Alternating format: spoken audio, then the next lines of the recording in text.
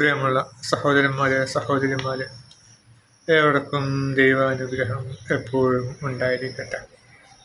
ബിസ്മില്ലാഹിർ റഹ്മാനിർ റഹീം.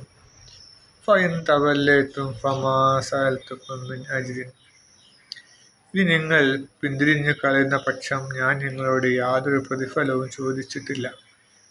എനിക്ക് പ്രതിഫലം തരേണ്ട അള്ളാഹു മാത്രമാകുന്നു. അള്ളാഹുവിന് കീഴ്പ്പെടുന്നവരുടെ കൂട്ടത്തിൽ ആയിരിക്കുവാനാണ് ഞാൻ കൽപ്പിക്കപ്പെട്ടിട്ടുള്ളത്. അപ്പോൾ നിങ്ങൾക്കിപ്പം തോറ്റ് പിന്മാറി നൂഹ് നബിക്ക് യാതൊരു ശിക്ഷയും അല്ലെങ്കിൽ പ്രയാസവും യാതൊരു സിഹ്റുബാധയും ഏൽപ്പിക്കാൻ നിങ്ങൾക്ക് കഴിഞ്ഞിട്ടുണ്ടെങ്കിൽ നിങ്ങൾ നൂഹ് നബിക്ക് പണമൊന്നും കൊടുക്കേണ്ടതില്ല. എൻ്റെ പ്രതിഫലം തരേണ്ട അള്ളാഹുവാണ് എന്ന് നൂഹ് നബി പറഞ്ഞു. അപ്പോൾ അള്ളാഹുവിനെ കീഴ്പ്പെടുന്നവരുടെ കൂട്ടത്തിലായിരിക്കാനാണ് ഞാൻ കൽപ്പിക്കപ്പെട്ടിട്ടുള്ളത്. അപ്പം ഈ നൂഹ് നബിയോട് ഇവർ എപ്പോഴും തർക്കിച്ചിരുന്നു. കാരണം അവർക്ക് ഈ വിഗ്രഹങ്ങളെ ആരാധിക്കണം. ഇത് കുറേ ഇബ്ലീസിൻ്റെ പണിയാണ്. വിഗ്രഹത്തെപ്പറ്റി പറയുമ്പോൾ അപ്പോൾ അവർക്ക് ദേഷ്യം പിടിക്കും. അത് ഇവരുടെ ശരീരത്തിലുള്ള ഒളിഞ്ഞിരിക്കുന്ന പിശാചാണ്. പിശാജ് രക്തം സഞ്ചരിക്കുമല്ലോ. അപ്പം പിശാചിന് അനുകൂല ഘടകങ്ങൾ കിട്ടിക്കഴിഞ്ഞാൽ പിശാജ് ആ ശരീരത്തിൽ കയറി ആധിപത്യം സ്ഥാപിക്കും. ഹൃദയത്തിലും ഒക്കെ മനസ്സിലും ആധിപത്യം സ്ഥാപിക്കും. അപ്പം പിശാചിന് ശത്രുക്കളോട് ദേഷ്യം പിടിപ്പിക്കാനൊക്കെ ഇവർ തോന്നിപ്പിക്കും. നമുക്ക് ചില വ്യക്തികളുടെ മുഖത്തേക്ക് നോക്കാൻ കഴിയാത്ത, അപ്പം നല്ല വ്യക്തികൾക്ക് ചില വ്യക്തികളുടെ മുഖത്തേക്ക് നോക്കാൻ ഇഷ്ടമില്ലാതിരിക്കുന്നൊക്കെ കാരണം ആ വ്യക്തികളിലുള്ള ചെകുത്താനാണ്. രണ്ട് പൂച്ചകൾ തമ്മിൽ കടിപിടി കൂടുമ്പോൾ നമ്മൾ ശ്രദ്ധിച്ചിട്ടുണ്ടാവും. അങ്ങനെ കടിപിടി കൂടുതൽ നോക്കി നിൽക്കരുത് എന്നാണ് പഴമക്കാർ പറയുക.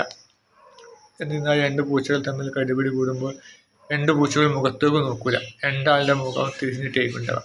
രണ്ട് ശബ്ദം പുറപ്പെടുവിക്കുക എന്നല്ല, രണ്ടാളുടെ കഴുത്തും എതിർഭാഗത്തേക്ക് മറ്റെവിടേക്കൊക്കെ നോക്കുക അല്ലേ. കഴുത്തൊടിഞ്ഞവർ നോക്കുന്ന മാതിരി. ഒരു സിനിമയിൽ സലീം കുമാറുണ്ട്, ഇടത്തോട് തിരിഞ്ഞ ആ വ്യക്തിയോട് തെറി വരുന്നു. അപ്പോൾ നിന്നോടല്ലേ ബനോടാണ്, കാരണം തല തിരിക്കാൻ വയ്യാത്തത് കൊണ്ടാണ്. അതുപോലെ പൂച്ച എപ്പോഴും കടിപിടി കൂടുമ്പോൾ അവർ അങ്ങോട്ടും മുഖം നോക്കൂല, രണ്ടുപേരും തല വ്യത്യസ്ത ധ്രുവത്തിലേക്ക്. പക്ഷെ ശക്തിയായി കുട്ടികൾ കഠിനമായി ഉറക്കെ കരയുകയും വാലൊക്കെ വീർപ്പിച്ച് രോമമൊക്കെ കൂർപ്പിച്ച് നിൽക്കുകയൊക്കെ ചെയ്യും. അപ്പോൾ അതുപോലെ ചില വ്യക്തികളിൽ ചെകുത്താൻ അനുകൂല ഘടകങ്ങൾ കിട്ടിക്കൊണ്ടിരുന്നാൽ ആ ശരീരത്തിൽ ചെകുത്താൻ ശക്തി പ്രാപിക്കും. പുഴുക്കളിപ്പോൾ ഒരു പുഴുവിന് നമ്മുടെ ശരീരത്തിൽ പുഴു കയറി, പക്ഷേ നമ്മുടെ ശരീരത്തിൽ പഴുപ്പുള്ള ഭാഗങ്ങളൊന്നുമില്ല. നമ്മളെപ്പോഴും ശരീരം ദിവസവും കുളിക്കുകയുന്നുണ്ട്, ഉളു എടുക്കുന്നുണ്ട്. ഇങ്ങനെയൊക്കെ ചെയ്യുകയാണെങ്കിൽ ആ പുഴുവിന് ശരീരത്തിൽ പ്രവർത്തിക്കാൻ കഴിയും. വളരെ ശോഷിച്ചിട്ടുണ്ട് ആ പുഴു ഉണ്ടെങ്കിൽ തന്നെ ഒന്നും ചെയ്യാൻ കഴിയാത്ത അവസ്ഥയിൽ. അതേസമയം നമ്മുടെ ശരീരത്തിൽ കുറേ വ്രണങ്ങളുണ്ട്, നമ്മൾ ശരിക്കും കുളിക്കില്ല, വൃത്തിയാക്കില്ല. അങ്ങനെ ആകുമ്പോൾ പുഴു എന്ത് ചെയ്യും, ശരീരത്തിൽ വളരും. ഇപ്പോൾ നമ്മളെ വീടിനടുത്തൊരു പൂച്ച ചത്ത് കിടന്നിട്ട് എത്രയാണ് അവിടെ പുഴുക്കൾ. ഒരിക്കൽ 2 തവണ അയാൾ കുഴിച്ചിട്ടാണ്, എന്നിട്ടും അത് കുറുക്കാൻ മാറിയിട്ട് ഇഷ്ടംമാതിരി പുഴുക്കളും ഭയങ്കര ദുർഗന്ധവും. അവിടെ ഒരു കൈക്കോട്ടും ഇതൊക്കെ കിട്ടുകയാണെങ്കിൽ ഞാൻ ചെയ്യുമ്പോൾ വേറെ ഒരാളുടെ തൊടിയിലാണ്, അതുകൊണ്ട് ഞാൻ ഒന്നും ചെയ്തില്ല, അങ്ങോട്ട് പോകുന്നു. അപ്പോൾ പറഞ്ഞു വരുന്നത് അങ്ങനെ ആ പുഴുവിന് കിട്ടേണ്ട വിഭവങ്ങൾ അവിടെ കിട്ടുന്നുണ്ട്. ആ ചത്തപ്പൂച്ചയുടെ ശരീരഭാഗങ്ങൾ തിന്ന് കൊഴുത്ത് അത് പെരുകി, വളരെയധികം പെരുകി കണ്ടമാനമുണ്ട്. അപ്പം അതുപോലെ തന്നെ നമ്മുടെ പിശാചിന് ഇഷ്ടപ്പെടുന്ന കാര്യങ്ങൾ നമ്മൾ ചെയ്തു കഴിഞ്ഞാൽ അവിടെ പിശാച് സമൃദ്ധമായിട്ട് നമ്മുടെ ശരീരത്തിൽ വളരും. പിന്നെ നമ്മുടെ എല്ലാ കാര്യങ്ങളും പിശാച് ഏറ്റെടുക്കും. നമ്മുടെ മനസ്സ് മുഴുവനും ശരീരവും ഒക്കെ പിശാചിൻ്റെ പിശാചിൻ്റെ രൂപമായിട്ട് മാറും. അതുകൊണ്ടാണ് അള്ളാഹു ഖുർആനിൽ പറഞ്ഞത്, ആരിലാണ് ചെകുത്താൻ ഇറങ്ങുകയെന്ന് ചോദിക്കുന്നുവല്ല പറയുക, കൊടും കള്ളം പറയുന്നവനും തനി പാപിയിലും കള്ളസത്യം പറയുന്നവരുമാണ് ചെകുത്താൻ ഇറങ്ങുക എന്ന് പറയുന്നത്. അപ്പം കണ്ടമാനം കള്ളങ്ങൾ പറയാം. കള്ളങ്ങൾ പറയുമ്പോൾ അവന് സമാധാനം ഉണ്ടാവില്ല, സമാധാനം നഷ്ടപ്പെടും. കാരണം ആ കള്ളത്തെ അവന് സംരക്ഷിക്കേണ്ടതുണ്ട്. ആ കള്ളത്തെ കള്ളം പിടിക്കപ്പെടാൻ പാടില്ല. വീണ്ടും അതിൻ്റെ മുകളിൽ കള്ളം പറഞ്ഞ് അതിനെ പറ്റിയുള്ള ചിന്തകളിലും ഒക്കെ ആയിരിക്കും. അപ്പോൾ അവനൊരിക്കലും ദൈവത്തെക്കുറിച്ച് ചിന്തിക്കാൻ കഴിയില്ല. മനസ്സ് സമാധാനമാകുമ്പോഴും മാത്രമേ നമുക്ക് ദൈവത്തെക്കുറിച്ച് ചിന്തിക്കാനും ദൈവത്തിൻ്റെ മഹത്വങ്ങൾ കാണാനും കഴിയുള്ളൂ. നമുക്കിപ്പം കാടിൻ്റെ മനോഹാരിതയും പുഷ്പത്തിൻ്റെ മനോഹാരിതയും ആസ്വദിക്കാൻ കഴിയുന്ന നമ്മൾ മനസ്സ് സമാധാനമുള്ള ആളായിരിക്കണം. നമ്മൾ ഭയങ്കര ടെൻഷനിലാണ് അല്ലേ? നമ്മളെ വീട്ടിൽ ഏറ്റവും പ്രിയപ്പെട്ടവരാരെങ്കിലും മരണപ്പെട്ടാൽ നമ്മൾ ആരെങ്കിലും ഭക്ഷണം കഴിക്കാറുണ്ടോ? എത്ര നല്ല കുഴിമന്തിയോ മറ്റു ബിരിയാണിയോ എന്ത് കൊണ്ടുവച്ചാൽ നമുക്കൊരു തുള്ളി പോലും വിശപ്പുണ്ടാവില്ല. നമുക്ക് ഒരു ദിവസം പോലും മുഴുവനായിട്ടും ഭക്ഷണം കഴിക്കാതിരുന്നാൽ നമുക്ക് തുള്ളി വിശപ്പുണ്ടാവില്ല. കാരണം നമുക്ക് ചിന്ത ഇല്ല, അതിനെപ്പറ്റി ചിന്തയില്ല.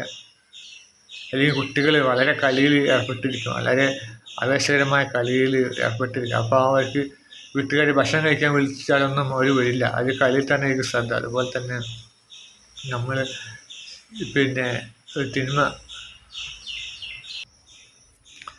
അങ്ങനെ ഞാൻ പറഞ്ഞതെന്ന് വെച്ചാൽ ഈ പിശാചിന് അനുകൂല ഘടകങ്ങൾ കിട്ടിക്കഴിഞ്ഞാൽ പിശാചി ആ വ്യക്തിയിൽ പ്രവർത്തിക്കാൻ തുടങ്ങും. പിന്നെ അവൻ നമ്മൾ അള്ളാഹുവിലേക്ക് എടുത്തു കഴിഞ്ഞാൽ അവൻ പിടിക്കുന്ന കൈ അള്ളാഹുവാവും, അവന് കാണുന്ന കണ്ണ് അള്ളാഹുവാവും, കേൾക്കുന്ന കാത് അള്ളാഹുവാവുന്ന വിവചനങ്ങളുണ്ട്. അപ്പോൾ അതുപോലെ തന്നെയാണ് പിശാചിൻ്റെ അവസ്ഥ. പിശാചിലേക്ക് എടുത്തു കഴിഞ്ഞാൽ പിന്നെ പിശാചിൻ്റെ താല്പര്യങ്ങളിലേക്കും ചെയ്യുന്നൊക്കെ അക്രമമായിരിക്കും.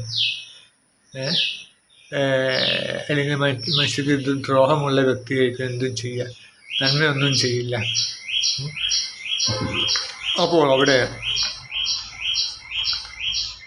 പിന്നെ ഇങ്ങനെ നമ്മൾ ചെറുത്താൻ്റെ ആളുകളായിട്ട് മനുഷ്യന്മാർ മാറും. അങ്ങനെ ആ ചെറുത്താൻ്റെ ആളുകൾ എന്ത് ചെയ്യും? മറ്റുള്ളവർക്ക് ദ്രോഹമുണ്ടാക്കും. അപ്പോൾ അതുകൊണ്ട് നന്മയും തിന്മയും തമ്മിൽ സമമാവില്ല. അപ്പോൾ നന്മയുടെ വ്യക്തികൾക്ക്, ചില വ്യക്തികൾ അവൻ ദൈവത്തിലേക്ക് കൂടുതൽ എടുക്കുന്നത് കൊണ്ട് അവൻ്റെ കൈയും കാലും ഒക്കെ ദൈവമായിട്ട് മാറും. മറ്റവനോ തിന്മ പിശാചിൻ്റെ താല്പര്യങ്ങൾ ചെയ്യുന്ന വ്യക്തിയാണെങ്കിൽ അവന് അനുകൂല ഘടകങ്ങൾ അവരുടെ ശരീരത്തിൽ കിട്ടുകയാണ്. ചത്ത പൂച്ചയിൽ പുഴുക്കൾ വരുന്ന മാതിരി പുഴുക്കൾ തിന്ന് മുടക്കുകയാണ്. അപ്പോൾ അതുപോലെ ഇങ്ങനെയുള്ള ദുഷിച്ച മനുഷ്യർ ഇപ്പോൾ സമൂഹത്തിലൊക്കെ ദുഷിപ്പ് ഇഷ്ടപ്പെടുന്ന മനുഷ്യരാണ്. ഇപ്പോൾ പല പെൺകുട്ടികളും പറയുന്നത് നമുക്ക് നമ്മുടെ കാര്യം നോക്കാൻ നമ്മൾ മതി, നമ്മൾ സ്വയം പര്യാപ്തം നേടെ ജോലിക്ക് പോകണം, കുടുംബമൊന്നും വേണ്ട എന്ന ചിന്താഗതിയിലാക്കി തീർത്തു സമൂഹം. ശപിക്കപ്പെട്ട യൂറോപ്യന്മാർ, ബ്രിട്ടീഷുകാർ അങ്ങനെ ആക്കി തീർത്തു. ഇപ്പോൾ എല്ലാ പെൺകുട്ടികളും പഠിക്കുകയാണ്, പഠിച്ചിട്ട് ജോലിയൊക്കെ ആയിട്ട് മതി കല്യാണം. ഇപ്പോൾ സ്വയം പര്യാപ്തരായതുകൊണ്ട് പുരുഷൻ്റെ കീഴിൽ നിൽക്കേണ്ടതില്ല. ഇപ്പോൾ പുരുഷന്മാർ ചീത്ത പറഞ്ഞാൽ അപ്പം തന്നെ പിണങ്ങി പോരുന്ന വിവാഹമോചനം ചെയ്യുന്ന സ്ത്രീകളാണ്. അപ്പോൾ അതുകൊണ്ട് കുടുംബമൊക്കെ എന്ത് ചെയ്ത് കൊഴിഞ്ഞാട്ടായിപ്പോയി, കുടുംബ ബന്ധങ്ങൾ താറുമാറായി, മക്കൾക്ക് അച്ഛനില്ല അമ്മയില്ല, അങ്ങനെയൊക്കെയാണ് മക്കൾ വരുന്ന മക്കൾ താന്തോന്നിയായിട്ട് മാറുക. അപ്പോൾ താന്തോന്നിയായി വരുന്ന മക്കൾ എന്ത് ചെയ്യും? സമൂഹത്തെ ആരും പേടിക്കേണ്ടതില്ലല്ലോ. അപ്പം ഗൾഫിൽ പിതാക്കളുള്ള മക്കൾ, ചില ആൺകുട്ടികൾ പിതാക്കന്മാർ ഗൾഫിലാണെങ്കിൽ ആ ആൺകുട്ടികൾ താന്തോന്നികളായി വളരുന്നുണ്ട് എന്ന് ഖാസിം ഉസ്താദ് പ്രഭാഷണത്തിൽ പറയുന്നുണ്ട്, പല പ്രഭാഷണത്തിലും പറയുന്നുണ്ട്. ഗൾഫാണ് നമ്മളെ ചതിച്ചത് എന്ന്. നമ്മുടെ ഇർഫാൻ എന്ന വ്യക്തി മാതാവിനെയൊക്കെ കൊന്ന, പല വ്യക്തികളെയും കൊന്ന ഇർഫാൻ എന്ന വ്യക്തിയുടെ പിതാവ് ഗൾഫിലാണ്. തോന്നിയ മാതിരിയാണ് പണം ദൂർത്തടിച്ച് ആ പണത്തിന് വേണ്ടി അവനെന്ത് ചെയ്ത് വല്യമ്മയൊക്കെ കൊന്നു. അപ്പോൾ കാരണം എന്താണ്? ഗൾഫാണ്. അപ്പോൾ പിതാവ് വീട്ടിലില്ലെങ്കിൽ അവസ്ഥയാണ്. അപ്പം തീരെ പിതാക്കളില്ലെങ്കിലും ഇത് ഗൾഫിലെങ്കിലും പിതാവിൻ്റെ ഇടയ്ക്ക് ഫോൺ വിളിച്ച് ചീത്തെങ്കിലും പറയാം. അതുമില്ല. കല്യാണം കഴിഞ്ഞ ഉടനെ തന്നെ ഭാര്യയും ഭർത്താവും തെറ്റി. പിന്നെ ഈ മകൻ വളരുന്നത് അമ്മയുടെ കൂടെയാണ്, അച്ഛനില്ല. വീട്ടിൽ അച്ഛനും കൂടി ഉണ്ടെങ്കിലേ ആൺകുട്ടികൾക്ക് പേടി ഉണ്ടാവുള്ളൂ, അമ്മയെ പേടി ഉണ്ടാവില്ല. അപ്പോൾ അമ്മയുടെ കീഴിൽ വളരുന്ന കുട്ടികൾ താന്തോന്നികളായി മാറും. അങ്ങനെ താന്തോന്നികളായി വരുന്ന കുട്ടികളുടെ എണ്ണം കൂടിക്കഴിഞ്ഞാൽ സമൂഹം ഒട്ടാകെ ദുഷിച്ചും അവരുടെ അക്രമം അരാജകത്വവും കൂടുതലാവും. പോലീസിന് പോലും നിയന്ത്രിക്കാൻ കഴിയില്ല. നമ്മുടെ നാട്ടിൽ പോലീസ് നിയന്ത്രിക്കുന്നത് എന്തുകൊണ്ടാണ്? നമ്മൾ ധാർമ്മികതയിൽ നിൽക്കുന്നത് ഒന്നോ രണ്ടോ മാത്രമേ ഇങ്ങനെ ഈ താന്തോന്നികളായിട്ടുണ്ടാവുള്ളൂ. അവരെ പോലീസ് നിയന്ത്രിക്കുകയും ചെയ്യും. പക്ഷേ മുഴുവൻ മനുഷ്യരും താന്തോന്നികളായി കഴിഞ്ഞാൽ പോലീസൊന്നും ചെയ്യാൻ കഴിയില്ല, പരിധി വിട്ടൊന്നും ചെയ്യാൻ കഴിയില്ല. അപ്പോൾ ഇതൊക്കെ പിന്നെ ഈ കുടുംബമാണ് നമ്മളെ ഈ സമൂഹത്തിലെ ഭദ്രതയും സമാധാനവും, കുടുംബത്തോടു കൂടി ജീവിക്കുക, അതുപോലെ കുടുംബത്തിലുള്ളവർ പിന്നെ ധാർമ്മിക ബോധമുള്ളവരാകുക, ഇതൊക്കെയാണ് വേണ്ടത്. അപ്പോൾ ഈ നൂഹ് നബിയുടെ കാലത്തെ ജനങ്ങൾ ഇങ്ങനെ അധർമ്മത്തിലേക്ക് പോയപ്പോൾ നൂഹ് നബി അവരെ ഉപദേശിക്കുകയും ചെയ്തപ്പോൾ അവരെന്ത് ചെയ്തു? നൂഹ് നബിയോട് കയർക്കുകയുണ്ടായി. അത് അവരുടെ ചെറുത്താനാണ്. ഈ ചെകുത്താൻ്റെ ആളുകളെ കാണുമ്പോൾ നന്മയുടെ ആൾക്കാർക്ക് എളുപ്പം മനസ്സിലാവും. അതുകൊണ്ടാണ് ചില ആളുകളെ മുഖത്തേക്ക് നമുക്ക് നോക്കാൻ കഴിയാതാവുന്നത്. നന്മയും തിന്മയും സമമാവില്ലല്ലോ. അപ്പം ഒരു നോർത്ത് പോളും മറ്റൊരു കാന്തത്തിൻ്റെ നോർത്ത് പോളും തമ്മിൽ വികസിച്ച് നിൽക്കും, ആകർഷിക്കില്ല. അപ്പം അതുപോലെ തന്നെ ഈ തിന്മയുടെ ശക്തികളെ ആളുകൾ, തിന്മയുടെ കേദാരമായ വ്യക്തികൾ കാണുമ്പോൾ നന്മയുടെ വ്യക്തികൾ എളുപ്പം മനസ്സിലാക്കുകയും അവരുടെ മുഖത്തേക്ക് തന്നെ നോക്കാതെ നടക്കും. ഞാനൊക്കെ ചില സമയത്ത് ചില ആളുടെ മുഖത്തേക്ക് നോക്കില്ല, എനിക്ക് താല്പര്യമില്ല. കാരണം അങ്ങനെ നോക്കുമ്പോൾ നമ്മുടെ ശരീരത്തിലേക്ക് നെഗറ്റീവ് എനർജി വരും. മുഖത്തേക്ക് നോക്കാതെ ചിലപ്പോൾ സംസാരിക്കും. ഇസ്ലാമിൽ അങ്ങനെ മുഖത്ത് നോക്കാതെ സംസാരിക്കാൻ പാടില്ല. പക്ഷെ ആ കഴിയുന്നത് ഞാൻ അങ്ങനെയുള്ള ആളുകൾ അകന്ന് നിൽക്കും. അവരധികം താൻ പൂരിമയും അഹങ്കാരികളും ഒക്കെ ആളുകളായിരിക്കും. ഉപദേശിക്കുക, നമ്മൾ നെഗറ്റീവ് എപ്പോഴും കുറ്റം പറയുക, എപ്പോഴും സെക്യൂരിറ്റി പണിയായിട്ട് നടക്കാൻ നമുക്ക് നല്ല പണി, അങ്ങനെ ഉപദേശിച്ച് നമ്മളെ ആകെ വീർപ്പ് മുട്ടിക്കുന്ന, നമ്മളെ നെഗറ്റീവ് എനർജി നിറയ്ക്കുന്ന കുറച്ച് ആൾക്കാർ, അങ്ങനെയുള്ള ആൾക്കാരുമായിട്ട് ഞാൻ കഴിയുന്നത് അകന്ന് നിൽക്കാനൊക്കെ ശ്രമിക്കാറുണ്ട്. എല്ലാവരും അവസ്ഥ അങ്ങനെ തന്നെയാണ്. ഇത്രയും നെഗറ്റീവ് എനർജിയുള്ള ആൾക്കാർ, ചെകുത്താൻ്റെ ആളുകളെ തൊട്ട് അള്ളാഹു നമ്മെ കാത്തുരക്ഷിക്കുമാറാകട്ടെ. ഭൂമിയിൽ നന്മയുള്ള ആളുകൾ അള്ളാഹു നിറയ്ക്കുമാറാകട്ടെ. അങ്ങനെ ഭൂമി സമാധാനത്തിൻ്റെ, സ്വർഗത്തിൻ്റെ ഗേഹമായി ഭൂമി മാറുവാൻ അള്ളാഹു തൗഫീഖ് നൽകുമാറാകട്ടെ. ആമീൻ.